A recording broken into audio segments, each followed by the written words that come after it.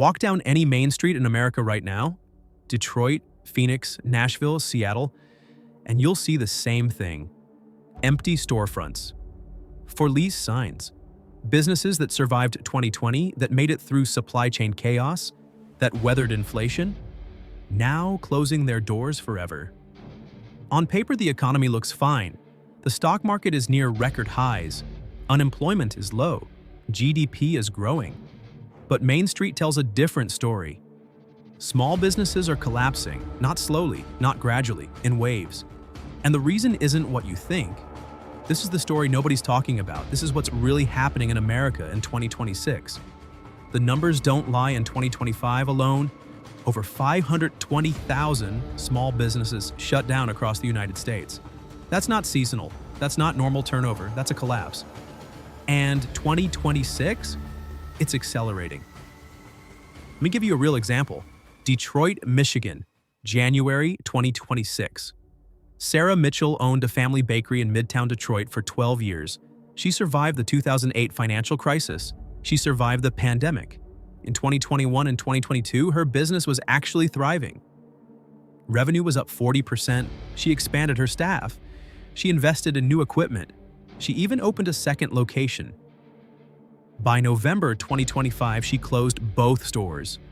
Not because her product got worse, not because she mismanaged the business, but because her customers simply stopped coming.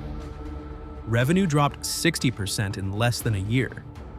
Sarah told a local reporter, "It's like someone turned off a switch. People just don't have the money anymore." And she's not alone. Phoenix, Arizona, December 2025.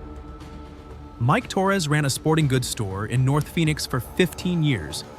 During the pandemic, business exploded. Everyone wanted home gym equipment, bikes, outdoor gear. He ordered inventory aggressively. He hired 4 new employees. He moved to a bigger location with triple the rent. By December 2025, he filed for bankruptcy. His words, "The customers vanished." It wasn't gradual, it was like falling off a cliff. Nashville, Tennessee, January 2026. A boutique clothing store on Music Row. Opened since 2018, survived COVID.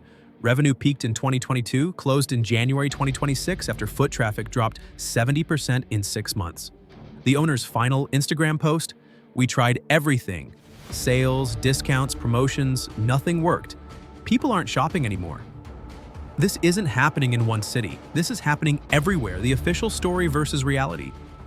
Here's what confuses people. Here's why the media isn't covering this properly. The official economic indicators look fine. Unemployment, 4.1%, GDP growth, 2.3%, stock market, record highs, consumer spending still growing on paper. So what's the disconnect? The answer is simple.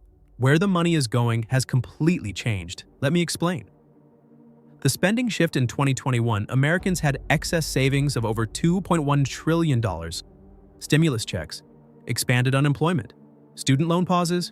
People had money they'd never had before, and they spent it on everything. Online shopping, home goods, local businesses, restaurants, retail services. Small businesses boomed, revenue charts looked incredible. Owners thought they'd found product market fit. But that money wasn't real demand, it was artificial. It was government stimulus creating synthetic spending. By late 2023, that excess savings was gone, completely wiped out. What replaced it? Debt and essentials. Here's the brutal reality in 2026. Housing costs in major metros are consuming 40 to 50% of household income. In cities like Austin, Miami, and Denver, rents have increased 35–40% since 2020. Food prices are up 28% since 2020. Groceries that cost $100 in 2020 now cost $128. Car insurance has increased 26% in the last 2 years alone. Utilities, healthcare, childcare, all essentials are eating bigger and bigger portions of the paycheck. What's left for discretionary spending? For small businesses that sell non-essentials? Almost nothing. Borrowing from tomorrow. Here's where it gets darker. Americans didn't stop spending in 2023 and 2024 because they ran out of savings. They kept spending, but they switched from cash to credit. The numbers in 2026. Total U.S. credit card debt, $1.47 trillion. Average credit card interest rate, 21.5%.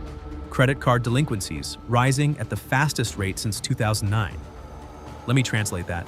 Millions of Americans are now paying 20% plus interest just to afford groceries and rent. Every dollar charged to a credit card today is a dollar that cannot be spent tomorrow. Real story. Chicago, Illinois. I spoke to a woman named Jessica Chen in Chicago. She's a nurse, makes $68,000 a year, solid middle-class income. In 2021, she had $4,000 in credit card debt. In 2026, $23,000. She didn't buy luxuries. She didn't go on vacation. She used credit cards to pay for rent increases, grocery bills, her car breaking down, medical bills not covered by insurance. She told me, "I'm working full-time. I'm doing everything right, but I'm drowning. And I haven't bought anything fun in over a year." Jessica represents millions of Americans. And this is why small businesses are dying. The buy now, pay later. Trapped beyond credit cards, buy now, pay later services exploded. Afterpay, Klarna. Affirm. In 2021-2022, these services made people feel like they could still afford things. Split a $200 purchase into 4 payments? Easy. But those payments compound. Someone using BNPL for multiple purchases quickly has 10, 15, 20 small payments hitting their account every month. It's not interest-free, it's future spending pulled into the present. And now, the future has arrived. Those payments are due, and there's nothing left when essentials consume everything. Here's the core mechanism destroying small businesses. In 2020-2021, Americans had discretionary income. They could afford rent, food, insurance, and still shop at local stores, eat out, buy gifts, try new products. In 2026, rent, food, and insurance consume the entire paycheck. There is no and. Let me show you what this looks like in real numbers. Example household budget, 2021 versus 2026, Milwaukee family, 2 adults, 1 child. 2021 income after tax, $5,200 month, rent $1,400, food $650, insurance, car plus health $420, utilities $180, car payment $380, student loans paused $0, discretionary left $170 month 2026. Income after tax $5,850 month, wages grew 112%, rent $2,100 up 50%, food $900 up 38%, insurance $610 up 45%, utilities $240 up 33%. Car payment, $520 higher rates. Student loans resumed, $280. Discretionary left, $200 a month. That's an 83% collapse in discretionary spending power. What gets cut? Everything that isn't survival, clothing beyond basics, restaurants, coffee shops, boutique retail, local services, entertainment, gifts, hobby supplies. These are the categories where small businesses live, and when discretionary income collapses by 83%, small businesses don't lose 83% of revenue gradually. They lose it in chunks. A customer who used to visit twice a week stops completely. A household that bought gifts monthly buys nothing for 6 months straight. This is why business owners say it feels like falling off a cliff. Seattle coffee shop owner, February 2026. In October, we were doing $18,000 a week. By January, we were doing $7,000. Nothing changed about our product. Our regulars just stopped showing up. So let's recap where we are. Small businesses built their models on 2021 to 2022 revenue that was artificially inflated by stimulus money and cheap credit. That money is gone. What replaced it? Debt. And a consumer who now spends 80-90% of their income just surviving. But here's what makes this worse. The businesses didn't just lose customers. They locked in costs at peak prices, rent, payroll, inventory, debt. And now, with collapsing revenue, those fixed costs are crushing them. In Part 2, we'll break down exactly how these cost structures became death traps, how pricing power vanished, and why even businesses with strong sales can't survive what's coming. This isn't a recession. This is a structural reset. And it's just getting started. The timing disaster. Here's the cruel irony of what happened. Most small businesses locked in their biggest expenses during 2021 to 2022, when revenue looked incredible, when the future looked bright. Commercial rent, the anchor. Let's talk about Denver, Colorado. In 2021, commercial real estate in downtown Denver was competitive. Landlords were offering deals to fill empty spaces after COVID. By 2022, the market flipped. Tech companies expanding, remote workers flooding in, rents skyrocketed. Real example, Denver yoga studio Amanda Park owned a yoga studio in the Rhino district. In 2022, her lease was up for renewal. Her landlord increased rent from $4,200 a month to $7,800 a month. She had 3 choices. 1, pay the increase. 2, move to a cheaper location and lose her established customer base. 3, close. She paid the increase. Why? Because in 2022, her revenue was strong. She had 180 active members paying $120 a month. She was clearing $21,000 a month in revenue. Fast forward to January 2026, she's down to 87 members. Revenue, $10,400 a month. Her rent, still $7,800. After rent, she has $2,600 for everything else: utilities, insurance, payroll for 2 part-time instructors, software, equipment maintenance, marketing. The math doesn't work. She's closing in March 2026. This pattern is everywhere. Atlanta, Georgia, Restaurant District A, Farm-to-Table Restaurant in Ponce City Market signed a 5-year lease in 2021 at $15,000 a month. At the time, they were doing $85,000 a month in revenue. Margins looked healthy. By late 2025, revenue dropped to $42,000 a month. Rent? Still $15,000. They're losing $8,000, $12,000 every month. The owner took out a $50,000 personal loan to keep the doors open through the holidays. That money's gone. The restaurant will close by April 2026. The lease prison commercial leases are typically 3 to 5 years. Break clauses are expensive or non-existent. Most small businesses signed these leases when revenue was artificially high. Now they're trapped, paying 2022 prices with 2026 revenue, and landlords, they're not budging because they have their own problems. They have mortgages, property taxes.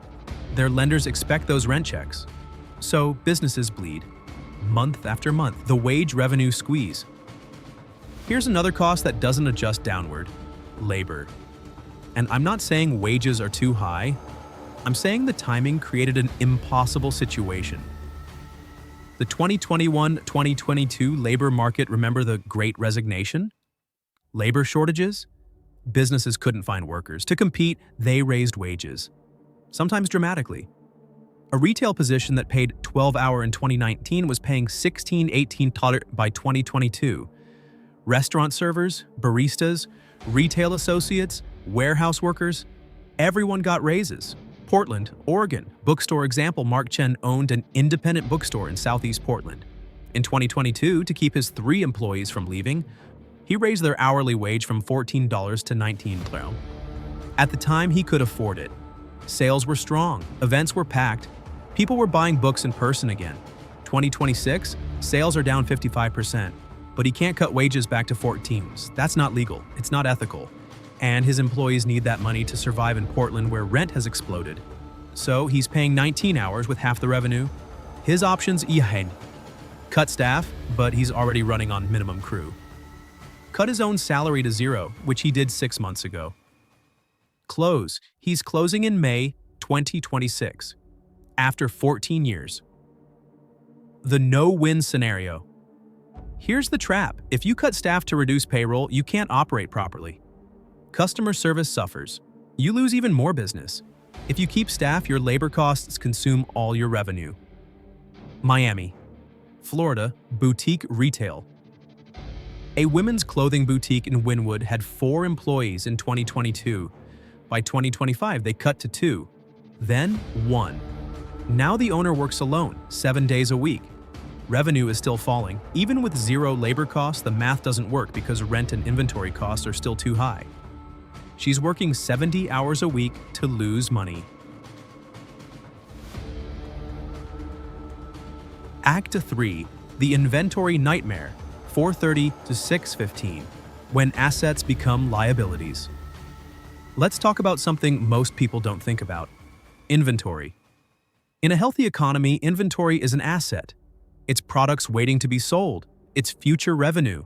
In a collapsing demand environment, inventory becomes a weight that drowns you. How the trap works: most small businesses order inventory 60-90 days in advance, especially if they're importing or dealing with manufacturers. In late 2022 and early 2023, businesses were still ordering aggressively. Why? Because sales were still relatively strong. Supply chains had stabilized. They wanted to capitalize. But by the time that inventory arrived, demand had already started collapsing. San Diego, California, surf shop Tom Bradley owned a surf and beachwear shop in Pacific Beach. In November 2022, he placed a large order for summer 2023 inventory: swimwear, surfboards, beach gear. $180,000 worth. That inventory arrived in March 2023. By summer 2023, foot traffic was already down 30%. He sold maybe 40% of what he ordered. So what do you do with $108,000 worth of unsold inventory? You can't return it. You can't just wish it away. Option 1, hold it for next season, but that ties up cash. You still need to pay rent and payroll now. Option 2, liquidate it at deep discounts, but that destroys your margins. You sell $100 items for $40, you lose money on every sale. Tom chose to hold it. Bad decision. By summer 2024, he had 2 years of unsold inventory sitting in his stockroom, and he'd taken on debt to order new inventory because he still needed fresh products to attract any customers at all. By January 2026, he had $340,000 in inventory and $195,000 in debt. He's liquidating everything and closing by March. The compounding problem.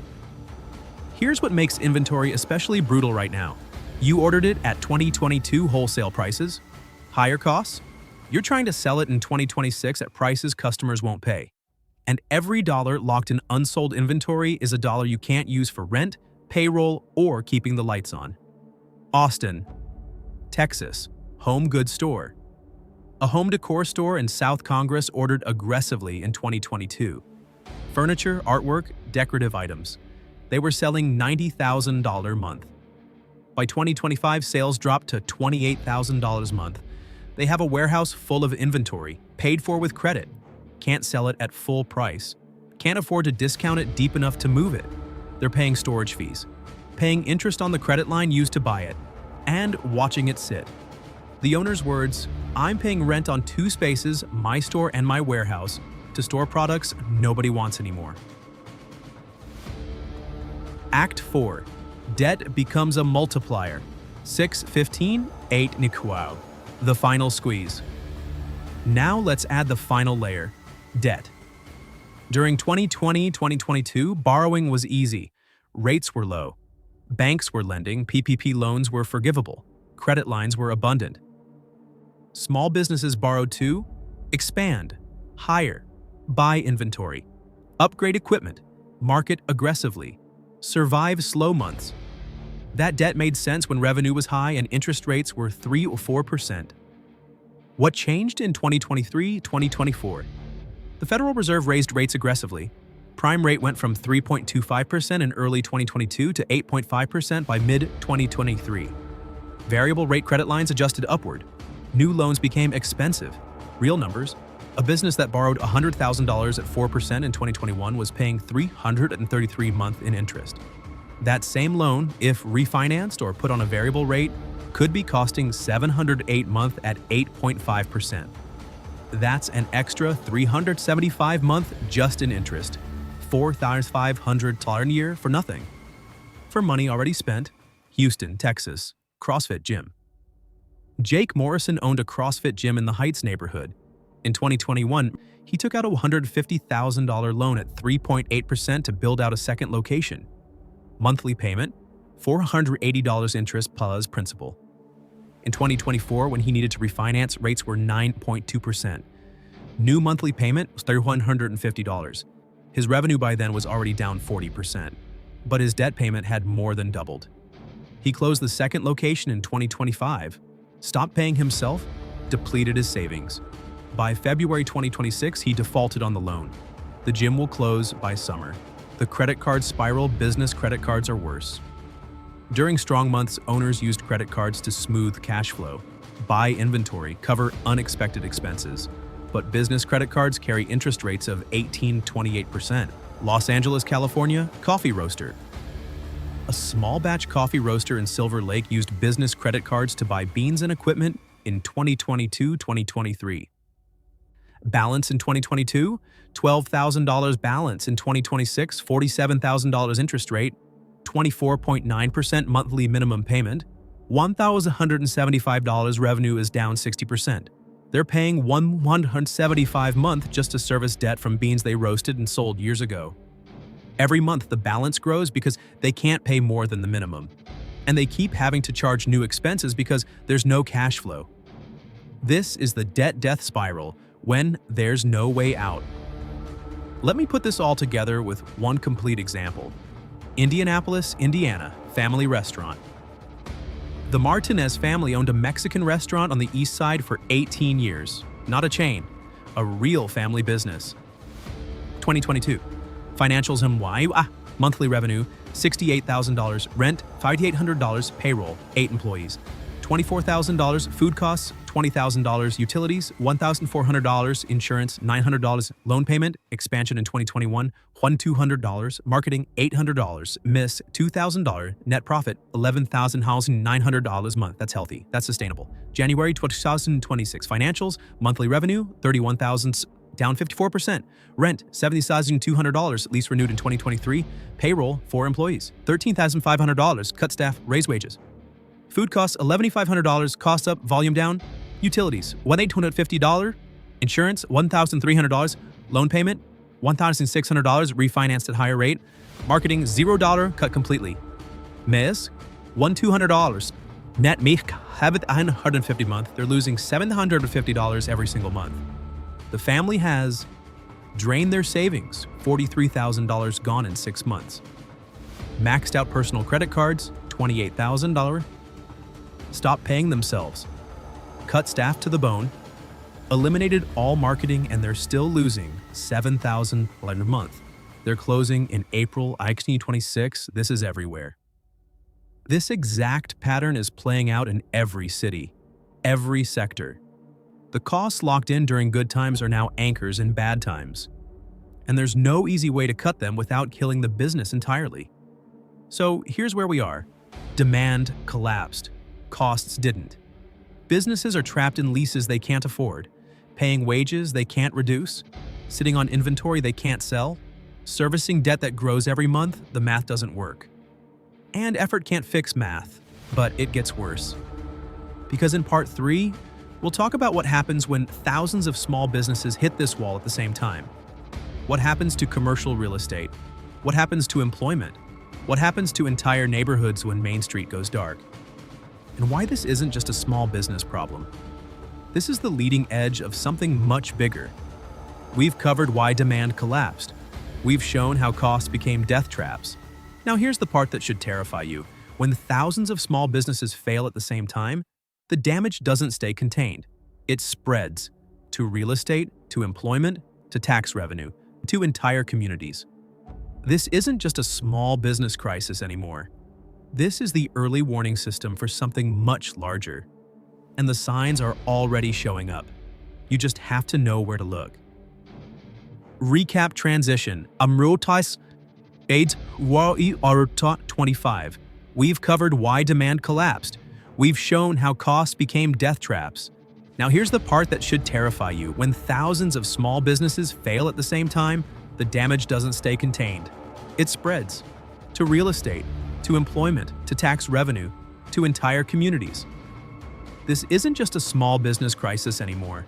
This is the early warning system for something much larger, and the signs are already showing up. You just have to know where to look. ACT1, the commercial real estate time bomb, 25-230, when tenants disappear. Let's start with what happens to the landlords. Right now, across America, commercial landlords are facing a crisis they didn't see coming. The problem: small businesses represent the majority of commercial tenants in neighborhood retail. Strip malls, Main Street storefronts, local shopping districts. When those businesses close, landlords lose rent immediately. Columbus, Ohio, strip mall collapse. a strip mall on the north side of Columbus. Built in 2019, 12 retail units. In 2022, 100% occupied. Coffee shop, yoga studio, nail salon, boutique, pet grooming, dry cleaner, insurance office, tax prep, tutoring center, chiropractor, lunch spot, wine bar. January 2026, 7 units vacant. The coffee shop closed in August 2025. Yoga studio in October. Boutique in November. Lunch spot in December. Wine bar in January 2026. Pet grooming gave notice, closing in March. Tax prep is month to month, looking for cheaper space. Landlord's problem: this mall has a mortgage. Property taxes. Maintenance, insurance. Those costs don't decrease when tenants leave. The mortgage payment is $28,000 a month. In 2022, rent brought in $41,000 a month. Healthy margin. In January 2026, rent collected $18,500 a month. The landlord is losing $9,500 every month and falling behind on the mortgage. He's tried to find new tenants. Nobody's signing leases. Why would they? Foot traffic is dead. The businesses that are thriving aren't opening physical locations. What happens next? If he can't refinance or sell, the bank forecloses. That strip mall sits empty. Property value crashes. Now multiply this by thousands of commercial properties across the country. Nationwide numbers early 2026. Commercial vacancy rates in neighborhood retail are spiking. Suburban strip malls, 18-24% vacant, up from 8-11% in 2022. Downtown small retail, 22-29% vacant. Secondary shopping districts, 15-21% vacant. Phoenix, Arizona, entire block goes dark. In the Roosevelt Row Arts District, an entire block of ground floor retail is now empty. 8 businesses, all closed between September 2025 and January 2026. The building owner owes $4.2 million on the mortgage. The building is now worth maybe $2.8 million with no tenants. He's in default. The bank will take it. And here's the systemic risk. Banks are holding the bag. Regional and community banks hold most small commercial real estate loans. When properties like this default, banks take losses. Their balance sheets weaken. If enough defaults pile up, banks pull back on all lending to everyone, including the businesses that are still surviving. This is how a small business crisis becomes a credit crisis. When jobs disappear quietly now. Let's talk about jobs. Small businesses employ 46.4% of the American workforce. That's roughly 61 million people. When small businesses close, those jobs vanish, but not in the dramatic way that makes headlines. The invisible layoffs. When Amazon lays off 10,000 people, it's front-page news. When 200 small businesses each lay off 2 to 5 people, nobody notices. But the math is the same, except it's worse. Because those workers aren't getting severance packages. They're not getting job placement assistance, they're just gone. Nashville, Tennessee, domino effect. Let's follow what happened in East Nashville between June 2025 and January 2026. A local brewery cut staff from 12 to 4. A vintage clothing store went from 5 employees to 1. A pizza restaurant cut from 9 to 3. A coffee roaster eliminated 4 positions. A gift shop closed entirely. 3 jobs gone. A record store cut from 6 to 2. A doggy daycare went from 7 to 2. That's 7 businesses in one neighborhood. 31 jobs reduced or eliminated. None of them made the news. No press releases, no outrage, just quiet layoffs. Real person. Katie Sullivan. Katie was a bartender at the brewery. 17-hour plus tips. She was averaging $52,000 a year. She got cut in September 2025. By January 2026, she still hasn't found comparable work. She's doing DoorDash and Instacart, making maybe $100 a month. Her rent is $1,350. She's behind on credit cards, behind on her car payment. She canceled her gym membership, stopped going out. Buys only essentials. Katie used to spend money at local businesses. Now she can't.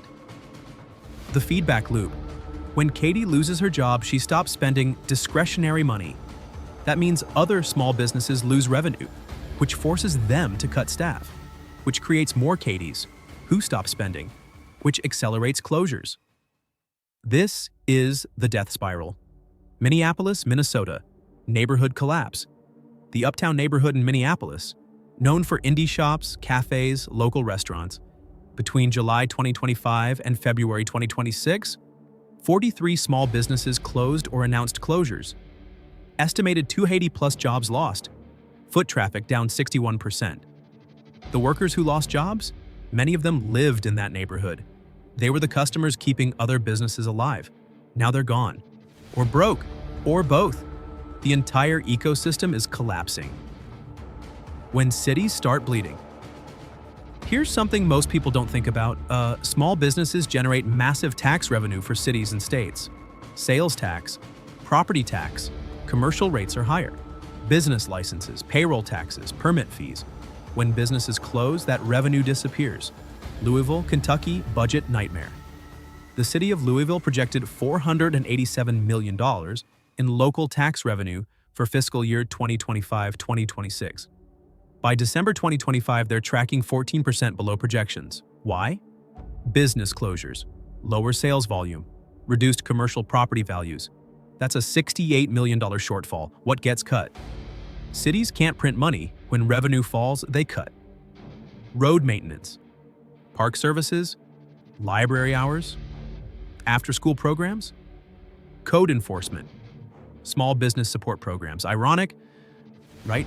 Or they raise taxes on whoever's left, which puts more pressure on surviving businesses and residents. Detroit, Michigan, the double crush. Detroit's commercial property tax revenue dropped 11% year over year in 2025. At the same time, they're facing higher costs for pension obligations, infrastructure repairs deferred for years, public safety. The city announced in January 2026 they're raising business tax rates by 8% to cover the shortfall. For the small businesses barely surviving, that 8% might be the final blow. The worst part, this is happening before the big wave of commercial lease defaults hits. When landlords start defaulting and property values crash, assessed values will drop, which means even less property tax revenue. Cities are about to face a fiscal crisis that makes 2008 look mild. When communities hollow out. Let me paint you a picture of what's coming, not in theory, in reality, because it's already happening in dozens of neighborhoods across America. What a dead neighborhood looks like. Case study, suburban New Jersey, Montclair, New Jersey. Cute downtown, tree-lined streets, mix of local businesses and a few chains. In 2022, the downtown strip had 68 retail and restaurant businesses, 94% occupancy, active sidewalks, weekend crowds, community events. January 2026, 41 businesses remain 40% of storefronts empty or for lease, weekend foot traffic down 73%, 2 community events canceled due to lack of participation. What dies first? The boutiques, the gift shops, the bookstores, the specialty food places. What survives, for now? Chain pharmacies, dollar stores, fast food, cell phone stores. The neighborhood doesn't disappear, it just becomes hollow, generic, dead. Real resident Mark Peterson. Mark has lived in Montclair for 22 years. He watched the downtown thrive. He knew the owners. He shopped local.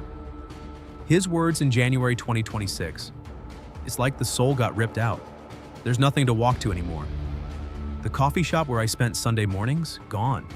The bookstore where my kids did story time, closed.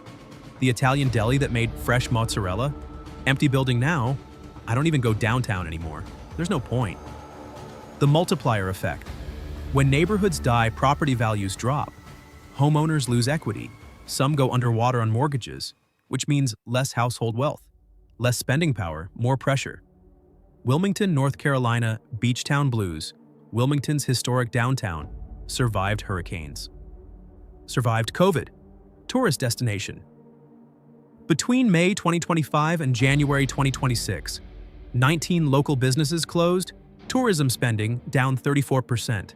2 hotels announced closures for renovations, code for can't fill rooms. The downtown that attracted tourists is disappearing, which means fewer tourists, which means more closures. Feedback loop. What comes next? Boarded windows, graffiti, crime increases, empty buildings attract it, property neglect. The nice neighborhood becomes the sketchy neighborhood. People who can afford to move do, people who can't, watch their home values crater. This is happening right now in suburbs of Cleveland, parts of Albuquerque, sections of Raleigh, neighborhoods in Boise, districts in Tucson, strips in Charlotte. Not the whole cities, but pockets, spreading what this really means. Let me bring this home. Small business closures aren't just sad stories.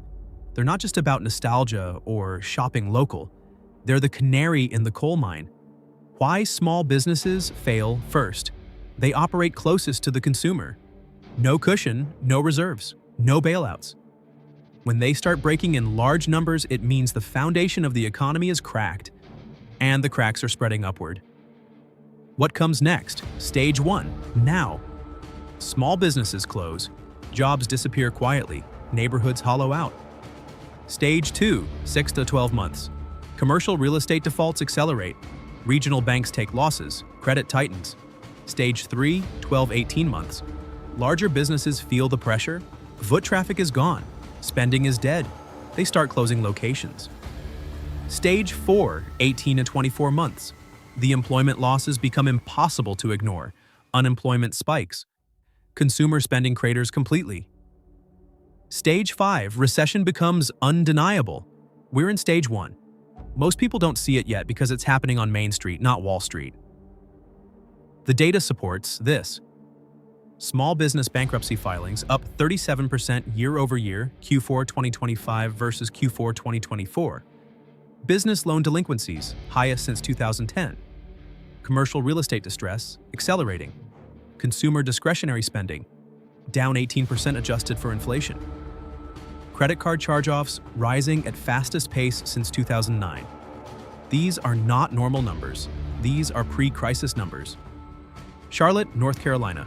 Business owners warning. I'll end with this. A restaurant owner in Charlotte, 26 years in business, survived everything. He closed in December 2025, his final Facebook post. To everyone who says the economy is fine, I want you to look at your Main Street. Count the empty buildings. Ask the owners who are left how they're doing. Really ask. This isn't about lazy business owners or bad decisions. The consumer is tapped out, and when the consumer breaks, everything else follows. We were just the first to fall. More is coming. Small businesses are shutting down across America because everyone is broke.